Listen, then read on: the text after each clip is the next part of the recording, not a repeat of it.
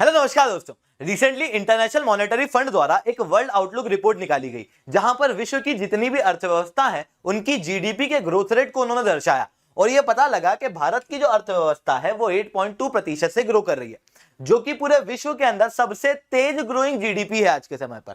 China की growth 4.4% है, United states की 3.7% है।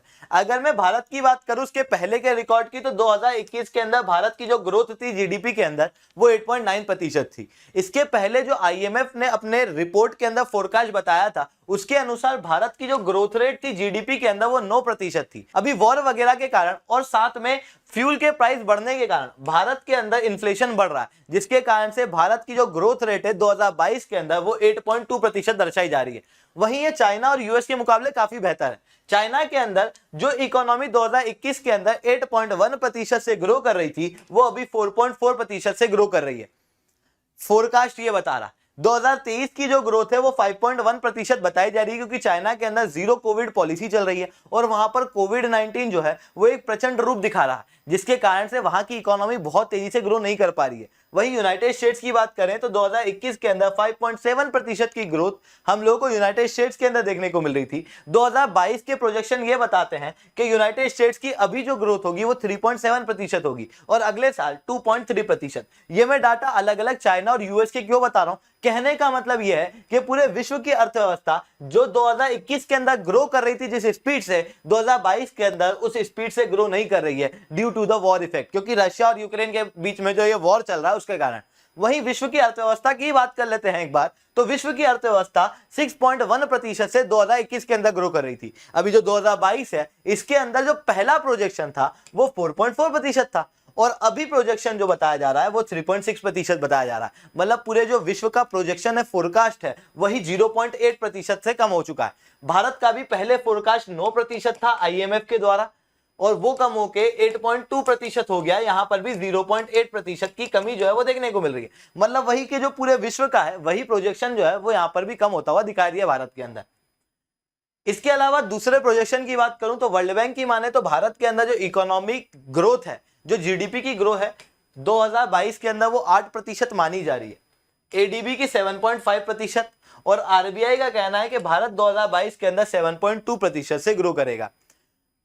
वहीं 2023 की बात करें, अगले साल की बात करें, तो जो आईएमएफ इन सबसे ज्यादा ग्रोथ बता रहा है भारत की अभी के समय पर 8.2%, भारत अगले साल आईएमएफ के अनुसार 6.9% से ग्रो करेगा। वहीं वर्ल्ड बैंक जो कि 8% इस वर्ष बता रहा है, वो अगले साल बता रहा है कि 7.1% से ग्रो करेगा। तो फिर भारत की अर्थव्यवस्था में ऐसी चीज क्यों देखने को मिल रही है? भारत की अर्थव्यवस्था ये डाउन की तरफ ग्रोथ क्यों जा रही है? इतना ही नहीं, एक्सपोर्ट समझो, भारत का एक्सपोर्ट इस बार रिकॉर्ड तोड़ा है, जिसके अंदर 418 बिलियन डॉलर का एक्सपोर्ट जो है वो भारत ने किया है और पहली बार हम लोगों ने 400 बिलियन डॉलर को क्रॉस किया है। वहीं वर्ल्ड ट्रेड ऑर्गेनाइजेशन ने 2022 के अंदर भी ये बताया था कि 4.7% से भारत का एक्सपोर्ट बढ़ेगा, पर फिर अचानक से वर्ल्ड ट्रेड ऑर्गेनाइजेशन ने भी अपने इन फोरकास्ट को कम कर दिया। मतलब क्या भारत की अर्थव्यवस्था में कोई कमी है? कुछ ऐसी गड़बड़ें हैं, कुछ ऐसी प्रॉब्लम है जिसको देख के विश्व के जो अलग अलग ये संस्थाएं हैं ये अपने फोरकास्ट को कम कर रहे हैं? तो अब हम लोग उसको समझते हैं, बट उसके पहले आप लोग मेरे साथ में SRC10 टेलीग्राम ग्रुप के ऊपर जुड़ सकते हो। क्लास की अपडेट पीपीटी पीडीएफ आपको यहाँ पे मिल जाती है। इसके अलावा रोज सुबह 8 बजे हिंदू एनालिसिस की क्लास मेरे द्वारा लाइव ली जाती है, आप वहां पर ही मेरे साथ में जुड़ सकते हो। अनअकैडमी पे आपको अगर सब्सक्रिप्शन लेना है तो इट्स अ हाई टाइम। अभी अनअकैडमी द्वारा एक बहुत अच्छा ऑफर चल रहा है, जहां पर अगर आप 2 साल का सब्सक्रिप्शन लेते हो तो अनअकैडमी द्वारा आपको 1 साल की पढ़ाई बिल्कुल फ्री कराई जाएगी। अगर 2 साल के बाद आपको लगता है कि मेरा रिजल्ट जो है वो सेटिस्फैक्टरी नहीं है, आप लोग जाओ सब्सक्राइब करो, कोड यूज करो SRC10, जिसके बाद में आप लोगों को मेरे द्वारा पर्सनली 1-on-1 मेंटरशिप मिलेगी। अब बात करते हैं कि भारत की अर्थव्यवस्था की जो ग्रोथ रेट है वो तो यूएस और चाइना से ज्यादा है, पर क्या हकीकत में हम लोग यूएस और चाइना से ज्यादा रेट से ग्रो कर रहे हैं? मतलब रेट तो ज्यादा है पर क्या ज्यादा ग्रो कर रहे हैं एब्सोल्यूट टर्म्स में बात करें तो देखो भैया, ये भारत की जीडीपी है, ये यूनाइटेड स्टेट्स की है 20.94 lakh crore US dollar, 2.62 lakh crore US dollar India की जीडीपी है। वहीं चाइना की जीडीपी 14.72 लाख करोड़ की है। अब अगर आप देखोगे तो इन सब के अंदर भारत की जो अर्थव्यवस्था है वो थोड़ी छोटी है, जीडीपी जो है वो भारत की कम है। अब आप खुद सोचना कि एक बच्चा है जो 10 में से 2 मार्क्स ला रहा है पिछले साल, और फिर अगले साल 10 में से 4 मार्क्स ला रहा है, तो आपको यहां पर भारत के अंदर मतलब इस बच्चे के जो ग्रोथ रेट है, जो मार्क्स के अंदर ग्रोथ है, वो लगभग 100% दिख जाएगी। वहीं अगर मैं किसी और बच्चे की बात करूं जो पिछली बार 8 मार्क्स लाया था और इस बार वो 10 मार्क्स ले आया,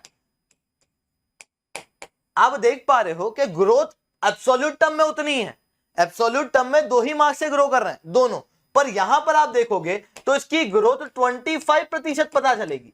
इस कारण से आप देखोगे ना, तो क्योंकि बेस कम है भारत का, इस कारण से भारत की ग्रोथ का रेट जो है वो ज्यादा दिखाई देगा। पर एब्सोल्यूट टर्म में बात करोगे तो चाइना और यूएस का एब्सोल्यूट टर्म में ग्रोथ जो है वो ज्यादा है। वहीं अगर हम लोग बात करें तो इंडिया की अर्थव्यवस्था के अंदर क्यों ऐसा दिखाई दे रहा है कि जितने भी फोरकास्ट है वो अब अपने आप को पीछे लेते हुए दिखाई दे रहे हैं। इवन इंटरनेशनल मॉनेटरी फंड ने भी ये बताया कि भारत की अर्थव्यवस्था के अंदर कुछ सीरियस प्रॉब्लम है और भारत को उनके ऊपर ध्यान देना पड़ेगा। जैसे एक प्रॉब्लम है रशिया यूक्रेन वॉर। रशिया और यूक्रेन के वॉर के कारण पूरे इंटरनेशनल मार्केट में तेल के दाम बढ़े, इवन सरकार के द्वारा ज्यादा टैक्स वसूला गया, जिसके कारण से भारत के अंदर आज जो तेल के दाम है वो आसमान छू रहे हैं। अब जब तेल का दाम बढ़ रहा है तो उसकी वजह से क्या होता है समझना, आप अपने आसपास सारी चीजों को देख लो, आप ऊपर लाइट देख लो अपने यहाँ पर, आप जिस फोन में मेरे को देख लो एक बार उसको देख लो, आप खुद महसूस करोगे क्या ये सारी चीजें आपके शहर में बनी है? नहीं, ये कहीं और से आपके शहर में आई है। हो सकता है ये नागपुर से आई हो सकता है ये बाहर से आई हो। ऑब्वियसली नागपुर और वहां से वो चीज जो है वो आपके पास में ट्रांसपोर्ट हुई है। अगर ये फ्यूल का दाम बढ़ेगा तो इस फ्यूल के दाम के बढ़ने के कारण क्या होगा, ट्रांसपोर्टेशन कॉस्ट बढ़ेगा, जिसके कारण से लगभग हर प्रोडक्ट के दाम बढ़ेंगे और महंगाई जो है वो बढ़ती हुई दिखाई देगी। नॉट जस्ट दिस, अभी क्या हो रहा है कि पूरे विश्व की अर्थव्यवस्था जो है वो अपने आप को रिवाइव कर रही है और पूरे विश्व के अंदर महंगाई जो है वो बढ़ती हुई दिखाई दे रही है, जिसके कारण से लोग क्या कर रहे हैं, अपनी करेंसी को स्ट्रॉन्ग करने की कोशिश कर रहे हैं। जैसे डॉलर के अंदर भी अब थोड़ा सा मॉनेटरी टाइटनिंग देखने को मिल रही है। मतलब ये लोग क्या कर रहे हैं, अब ज्यादा ब्याज दर ले रहे हैं, लोन ज्यादा ब्याज दर पे दे रहे हैं, जिसके कारण से डॉलर स्ट्रांग हो रहा है। अब अगर डॉलर स्ट्रांग होगा तो उसकी वजह से क्या होगा, भारत जो इंपोर्ट करेगा उस इंपोर्ट का रेट बढ़ेगा, और अगर इंपोर्ट का रेट बढ़ेगा तो उसकी वजह से भारत के अंदर उन सारे इंपोर्ट के ऊपर महंगाई बढ़ेगी। वहीं अगर मैं भारत की बात करूं तो भारत के अंदर मैंने बताया कि एक्सपोर्ट बहुत तेजी से ग्रो नहीं कर रहा, पर भारत के अंदर इंपोर्ट बहुत तेजी से ग्रो कर रहा है। 2019 के अंदर इंपोर्ट था 474.71 बिलियन यूएस डॉलर, जो 2020 के अंदर कम रहा क्योंकि कोविड-19 के अंदर हम लोगों ने बहुत इंपोर्ट नहीं किया, पर कोविड-19 के बाद में हम लोग लगभग डबल कर गए, हमारा इंपोर्ट जो है वो बहुत तेजी से बढ़ा। अब जब हमारा इंपोर्ट 610 बिलियन यूएस डॉलर पे पहुंच गया तो ऐसी कंडीशन के अंदर आने वाले समय में और ज्यादा इंपोर्ट होगा, इंपोर्ट एक्सपोर्ट के अंदर गैप बढ़ेगी और उसकी वजह से रुपया जो है वो डिटेरिएट करेगा डॉलर के मुकाबले। अगर रुपया डॉलर के मुकाबले डिटेरिएट कर जाता है तो प्रॉब्लम क्या होती है, प्रॉब्लम ये होती है कि हम लोग ये जो 610 बिलियन डॉलर का सामान मंगा रहे हैं, आप मान लो कि इसको अगर हम लोग एक यूएस डॉलर 50 रुपया है तो हमको ये 50 रुपए से मल्टीप्लाई करना पड़ेगा, हमको इतने रुपए का इंपोर्ट पड़ेगा। वहीं अगर हम लोग इसी चीज को ऐसे कंसीडर करें कि एक डॉलर 100 रुपया है तो हमको यही जो सामान है ये रुपए में महंगा पड़ गया, और भारत के अंदर जितना भी ट्रांजैक्शन होगा वो रुपए में होगा, जिसके कारण से कंज्यूमर को यहां पर पेमेंट ज्यादा करना पड़ेगा, जिसके कारण से यहां पर भी इन्फ्लेशन जो है वो बढ़ता हुआ दिखाई देगा। इसी कारण से आप अभी देखोगे तो भारत के अंदर जो महंगाई दर है वो लगातार बढ़ रहा है। WPI इन्फ्लेशन जो है वो 14.55% पे है, CPI इन्फ्लेशन पिछले 3 महीने से 6% से ज्यादा, जबकि इन्फ्लेशन का CPI जो रेट होता है वो 4% होना चाहिए था, ज्यादा से ज्यादा 6% और कम से कम 2%। 6% से ज्यादा जाना अपने आप में एक दिक्कत की बात है भारत के अंदर महंगाई का रेट। तो भारत के अंदर जो ये इन्फ्लेशन रेट है ये पिछले 3 महीने से 6% से ज्यादा है। अब इसकी वजह से क्या हो रहा है, इसकी वजह से ये हो रहा है कि भारत के अंदर फ्यूल और फूड के दाम बढ़ रहे हैं। जब भारत के अंदर फ्यूल और फूड के दाम बढ़ रहे हैं तो फैमिली का बजट गड़बड़ा रहा है, क्योंकि ऑलरेडी कोविड-19 की सिचुएशन थी। ऐसी कंडीशन में कई सारे बिजनेस वाले लोग जो हैं वो लोन में जी रहे हैं, इवन कई सारे लोगों की जॉब चली गई है और कई सारे लोगों को जो जॉब मिली है वो कम पेड है, मतलब इनकम कम है पर खर्चा ज्यादा, क्योंकि महंगाई ज्यादा। आदमी कितना ही क्यों ना कमा ले पर ऐसे पैसे उठ रहे पूछो मत। आदमी जो पहले 1400 रुपए का तेल का डब्बा खरीदता था वो 2500 रुपए का मिल रहा, जिसके कारण से महंगाई जो है वो बढ़ने के कारण पूरे फैमिली का बजट गड़बड़ा रहा है। अब आप खुद सोचो कि यार एक आदमी जितना कमा रहा है वो सब तो बेसिक एम्यूनिटी पे खर्च कर दे रहा है, जिसके कारण से वो सेविंग क्रिएट कर ही नहीं पा रहा है। अगर वो सेविंग क्रिएट नहीं करेगा तो डिमांड कैसे करेगा, और अगर मार्केट में डिमांड ही नहीं होगी तो फिर इकोनॉमी ग्रो कैसे करेगी। और भारत की इकोनॉमी तो कंज्यूमर ड्रिवन है, डिमांड ड्रिवन इकोनॉमी है। तो ऐसी कंडीशन में भारत के अंदर ये सीरियस प्रॉब्लम के रूप में देखने को मिल रहा है। अब अगर हम लोग महंगाई को कंट्रोल करने जाते हैं तो महंगाई को कंट्रोल करने के लिए हमको इंटरेस्ट रेट महंगे करने पड़ सकते हैं। मतलब जो ब्याज है, जो लोन के ऊपर इंटरेस्ट रेट लगता है, वो ज्यादा अमाउंट करना पड़ सकता है, जिसके कारण से आने वाला जो बिजनेस है उसके ऊपर प्रॉब्लम आ जाएगी। क्योंकि कोई भी अपनी जेब से बिजनेस नहीं करता, हर कोई जो बिजनेस करता है वो लोन लेके करता है।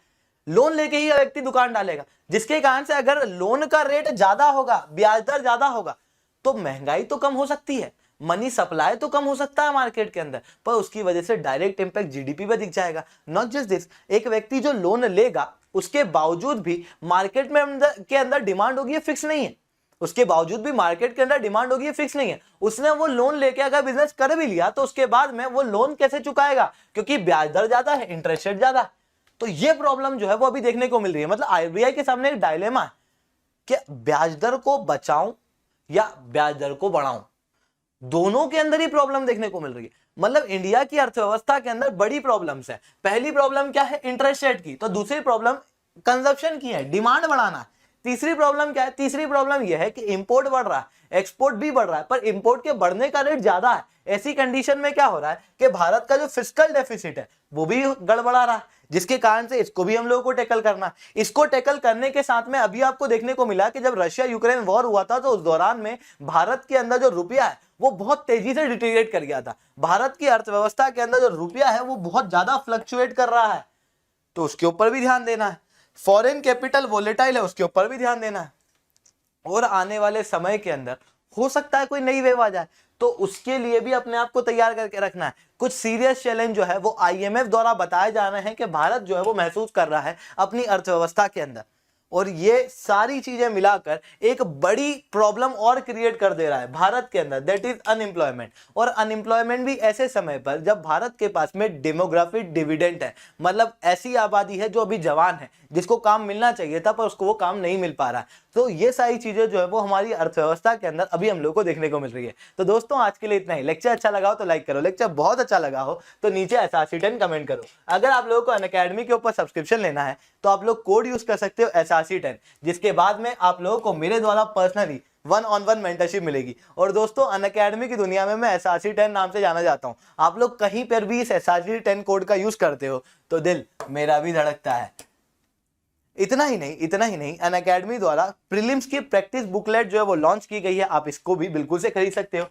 पाथफाइंडर का एक करंट अफेयर्स की टेस्ट सीरीज होती है हर संडे को शाम 5 बजे, कल शाम 5 बजे भी ये होगी, आप इसके अंदर भी ज्वाइन कर सकते हो, बिल्कुल फ्री ऑफ कॉस्ट है। All India prelims mock test offline होने वाला है 24 अप्रैल के दिन दिल्ली के अंदर। आप यहाँ पर भी बिल्कुल से ये टेस्ट जो है वो दे सकते हो, ठीक है। इसके अलावा अनअकैडमी ये वो प्लेटफॉर्म है जहां पर पिछली बार 25% रिजल्ट देखने को मिला, जो कि अभी तक का बेस्ट है, जो कि अभी तक कोई भी कोचिंग इंस्टीट्यूट के अंदर देखने को नहीं मिला है। और इस बार अनअकैडमी अपना ही रिकॉर्ड फिर तोड़ेगा और फिर और ज्यादा बेहतर रिजल्ट देगा। तो जाओ सब्सक्राइब करो, अपने लिए बेस्ट चुनो, कोड यूज करो SRC10 और पाओ मेरे द्वारा पर्सनल मेंटरशिप। तो आज के लिए इतना ही दोस्तों, जय हिंद, जय भारत।